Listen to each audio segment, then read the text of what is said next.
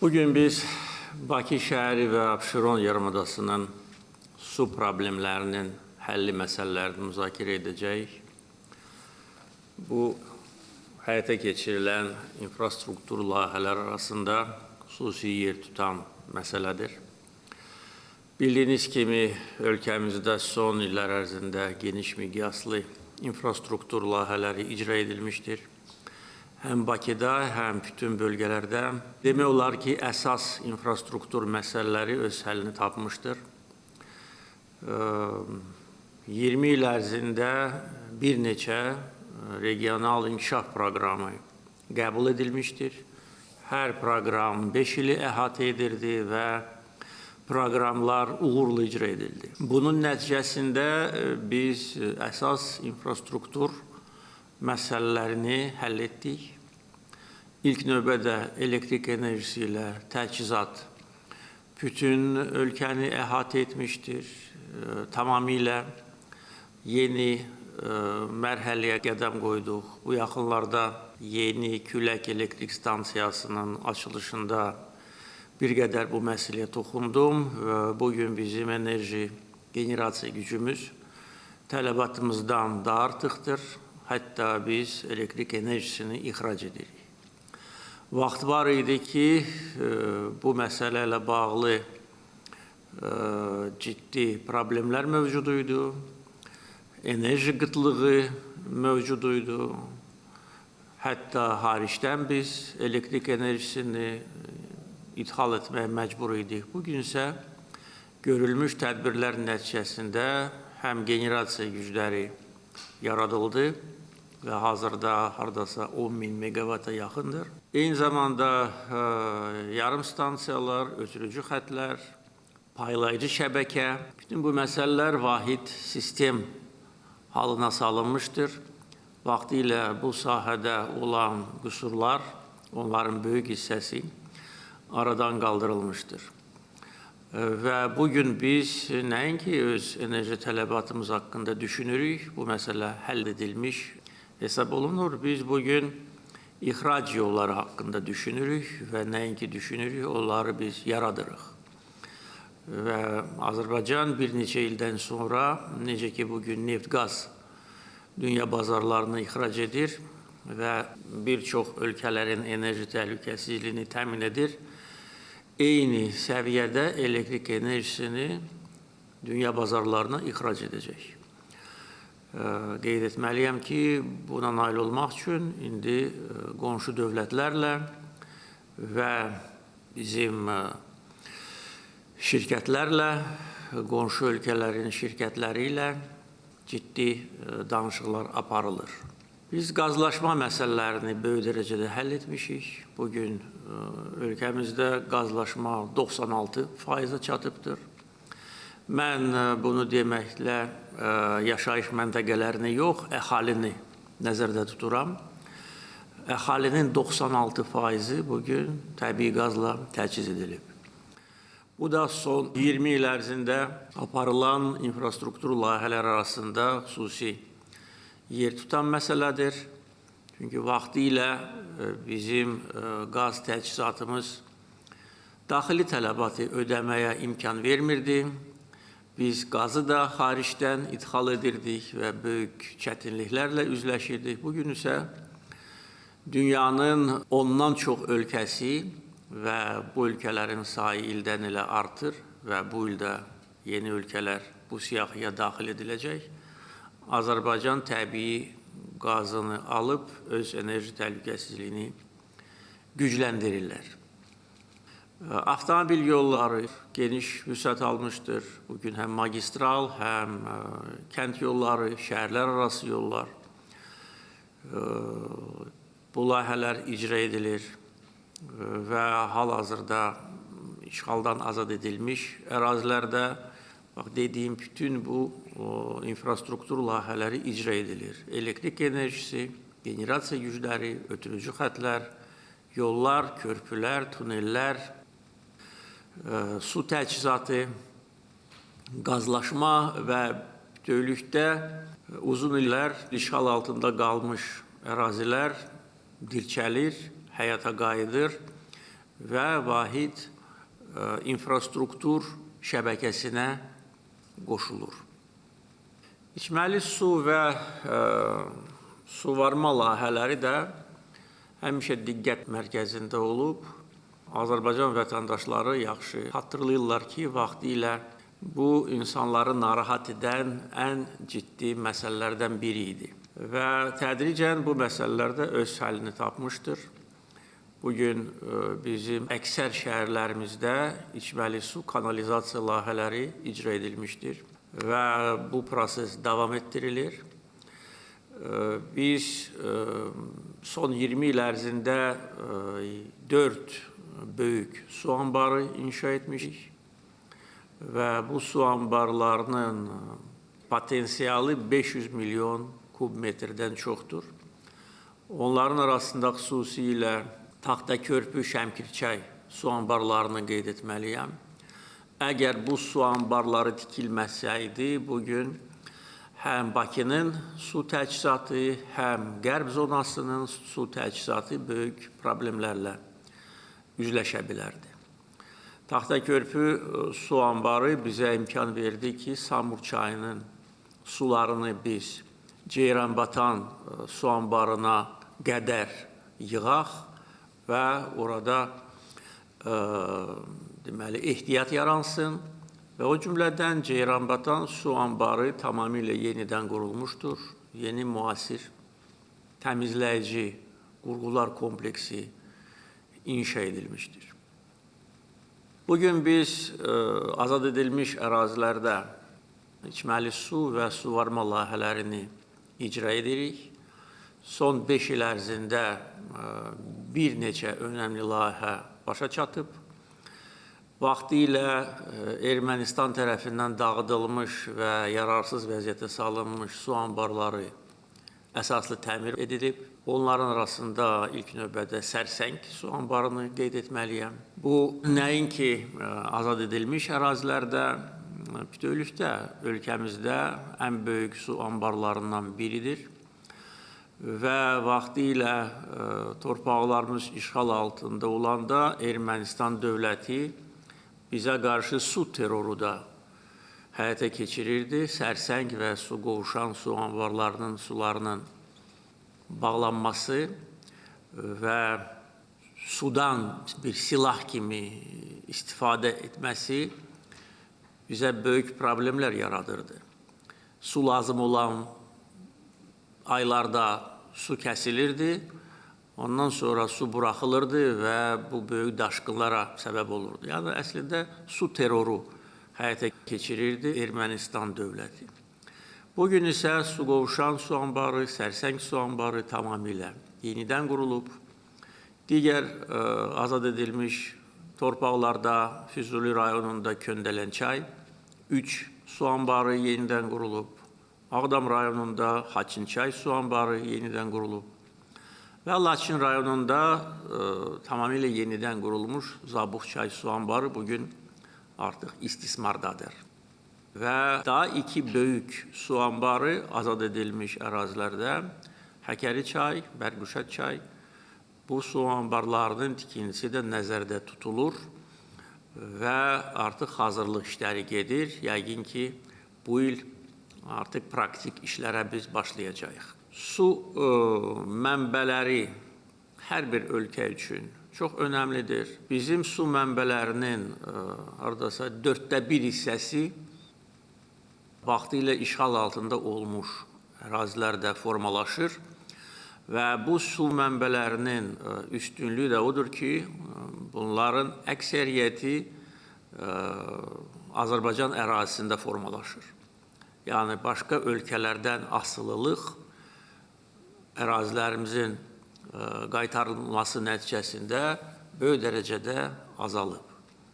Bizim digər əsas su mənbələrimiz xaricdə formalaşır. Kür çayı, Araz çayı, Samur çayı və əlbəttə ki, bu sahəyə olan diqqət bu həssas məsələni də nəzərə almalıdır. Bugün dünyada iqlim dəyişikliyi ilə bağlı ciddi narahatlıq hökm sürür. Bir çox ölkələr artıq bundan ciddi zərər görür. Bizim su təhlükəsizliyimizlə bağlı olan bütün məsələlər sistem şəklində öz həllini tapır və qeyd etdiyim kimi son 20 il ərzində ancaq sadaladığım, halbuki görülən işlər qat-qat çoxdur. Layihələr onu göstərir ki, əgər vaxtında bu addımlar atılmasaydı, bugün bizim su təhlükəsizliyi ilə bağlı olan məsələlər çox ciddi bizim üçün problemlər yarada bilərdi. Bizim isə məqsədimiz dayanıqlı su ilə əhalini və sənayeni, kənd təsərrüfatını təmin etməkdir. Su mənbələrini qorumaqdır. Su anbarlarının potensialını artırmaqdır. Uçotu tam yaratmaqdır və mövsüm gələndə suları yığmaq ki, sonra il boyunca onlardan istifadə etmək. Bakının və Abşeron yarımadasının içməli su problemləri, əfsuslar olsun ki, uzun illər ciddi problem kimi qarşımızda durur. Qeyd etdiyim kimi, bu istiqamətdə müəyyən işlər görülüb, ancaq mən hesab edirəm ki, vaxt gəlib çatıb ki, geniş miqyaslı və müfəssəl dövlət proqramı qəbul edilsin. Və bu proqram həm Bakı şəhərini, onun qəsəbələrini, Sumqayıt şəhərini və Abşeron rayonunu əhatə edəcək. Bir müddət bundan əvvəl mənim göstərişimlə proqramın hazırlanması prosesi başlamışdır və demək olar ki, proqram hazırdır. Biz bugün həm bu proqramı müzakirə edəcəyik, eyni zamanda görülmüş işlərlə bağlı danışacağıq və görüləcək işlərlə bağlı müzakirə aparacağıq. Bu proqramın əsas məqsədi qeyd etdiyim kimi Bakı və Abşeron yarımadasını dayanıqlı içməli su ilə təmin etməkdir. Proqram 2035-ci ilə qədər icra olunmalıdır. Bu fakt özlüyündə göstərir ki, nə qədər geniş miqyaslı proqramdır, çünki vaxt lazımdır ki, bunu biz tam icra eləyək. Proqramın icrası üçün maliyyə mənbələri müəyyən edilib. Bu iki mənbədən maliyyələşəcək, həm dövlət büdcəsi hesabına, həm də xarici kreditlər hesabına. Burada da deyə bilərəm ki, son illər ərzində aparılan islahatlar imkan verdi ki, biz xarici borcumuzu böyük dərəcədə aşağı salaq və salmışıq da bugün dünya miqyasında xarici borcun ümumi daxili məhsula nisbətdə Azərbaycan dünyada aparıcı yerlərdədir. Bu cəmi 6%-dən bir qədər çox təşkil edir. Yəni ki, bu demək əsas verir ki, bugün biz daha çox xarici kreditlərə müraciət edə bilərik. Xüsusilə nəzərə alsaq ki, dünyanın aparıcı maliyyə təsisatları bizə müraciətlər edirlər. Biz daxili vəsait hesabına da bu proqramı icra edə bilərdik, ancaq ölkə qarşısında duran bir çox məsələlər var. Həm Qarabağ Şərqi Zəngəzurun bərpası, ölkəmizin hərbi gücünün artırılması və digər layihələr, sosial layihələr. Ona görə qeyd etdiyim kimi iki mənbədən biz istifadə edəcəyik.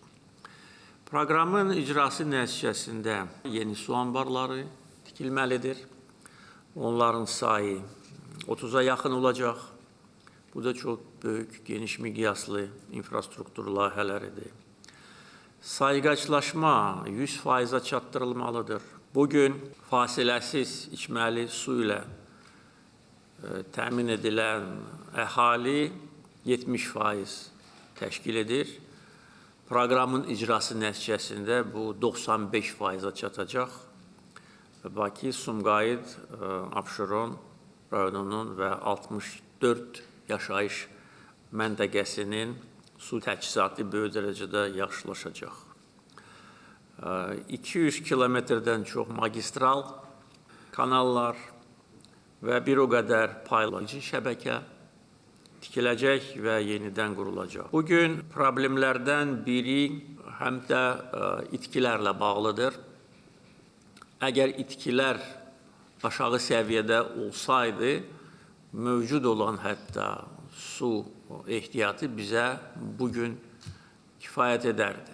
Halbuki biz baxmalıyıq ki, gələcəyə də hesablamalıyıq. Çünki əhali artır, sənaye artır, tələbat da təbii ki artır. Ona görə itkilərin kəskin azaldılması əsas məsələlərdən biridir. Bugün bu sahədə itkilər hardasa 40-45%'dir və qeyd etdiyim kimi proqramın icrası nəticəsində bu kəskin düşməlidir. Bugün kanalizasiya xidməti göstərilən əhali 50% təşkil edir cəmi.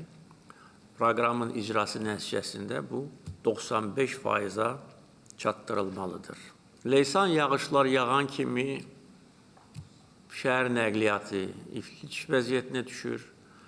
Çox ciddi problemlər yaşanır. Düzdür, bu təkcə Bakıda, Azərbaycanda deyil, dünyanın istənilən yerində biz televiziya verilişlərində bunu görürük. Hətta ən inkişaf etmiş ölkələrin şəhərlərində də daşqınlar adi hal alıb və heç bir şəhərin infrastrukturu imkan vermir ki, əgər şiddətli leysan yağışları deməli bir neçə gün davam etsə, bunu idarə etmək mümkündür. Ancaq buna baxmayaraq, bizim də bu sahədə zəif yerlərimiz kifayət qədər çoxdur. Ona görə yağış sularının idarə olunması üçün Bakının 30 küçəsində yeni kollektor şəbəkəsi də qurulacaq və bunun çox böyük faydası olacaq. Dənizə buraxılan sular 100% təmizlənməlidir. Xəzər dənizinin çirklənməsinin əsas faktorlarından biri də budur. Ona görə burada da lazımı əlavə tədbirlər görüləcək. Hövsan su təmizləyici stansiyasının modernləşdirilməsi və potensialının genişlənməsi də gündəlikdə duran məsələdir. Su sektorunda rəqəmsal idarə etmə sistemi də tətbiq edilməlidir. Mən artıq bu barədə məlumat verdim. Bir də demək istəyirəm ki, Abşeron yarımadasının su təchizatını yaxşılaşdırmaq üçün ilk dəfə olaraq ölkəmizdə duzsuzlaşdırma zavodu inşa ediləcək. Bu prosesə start verildi. Bunun üstünlüyü ondan ibarətdir ki, bu sırf xarici investisiyalar hesabına həyata keçiriləcək layihədir və bu imkan verəcək ki, biz Bakıya və Abşeron yarımadasına gələn suların həcmini artıraq və bu sahədə texnoloji inkişaf da göz önündədir. Bizim Xəzər dənizinin suyu o qədər də duzlu deyil. Yəni ki, tam əminlik var ki, duzsuzlaşdırma nəticəsində əhali təmiz və keyfiyyətli içməli su ilə təmin ediləcək və eyni zamanda su varma üçün də böyük mənbə yaranacaqdır. Samur-Abşeron su kanalı ki, vaxtilə biz bu kanalı yenidən inşa etmişdik. Bu tam beton kanaldır və orada itkilər kifayət qədər azdır. Ancaq yenə də bu kanalın infrastrukturunun inkişafı ilə bağlı tədbirlər nəzərdə tutulur ki, Ceyranbatan su anbarı dayanıqlı su ilə təmin edilsin. Bugün Bakıya 5 mənbədən su daxil edilir. 6-cı mənbə duzsuzlaşdırma zavodu olacaq və əlbəttə ki, bu axım tam təmin edilməlidir. Onu da bildirməliyəm ki, son 20 il ərzində həyata keçirdiyimiz layihələrdən biri də tamamilə yenidən qurulmuş Oğuz-Qəbələ-Bakı su kəməridir. Və əgər bu su kəməri tikilməsəydi, bugün Bakıda su qıtlığı özünü çox ciddi şəkildə göstərmiş olardı. Proqram qeyd etdiyim kimi çox genişdir, çox konkretdir. Bütün vəzifələr orada qoyulub. Nəzarət də təmin ediləcək. Həm hökumət tərəfindən, prezident administrasiyası tərəfindən, ictimai nəzarət də əlbəttə ki, mütləq olmalıdır. Bu proqramın icrası mətbuatda geniş işıqlandırılmalıdır ki, Azərbaycan vətəndaşları, xüsusilə Bakı və Abşeronda yaşayan insanlar görsünlər, bilsinlər ki, nə vaxt hansı məsələ öz həllini tapır. Və yubanmalar da olmamalıdır. Çünki yenə də deyirəm, proqram 35-ci ilə qədər nəzərdə tutulur. Biz hesab edirdik ki, daha da tez bir zamanda bunu etmək mümkündür. Ancaq tələsməmək üçün və bütün işləri keyfiyyətlə təşkil etmək üçün qərara gəldik ki, təxminən 10 illik proqramdır. Yəni, kifayət qədər vaxt var, ancaq bir gündə yubanma olmamalıdır.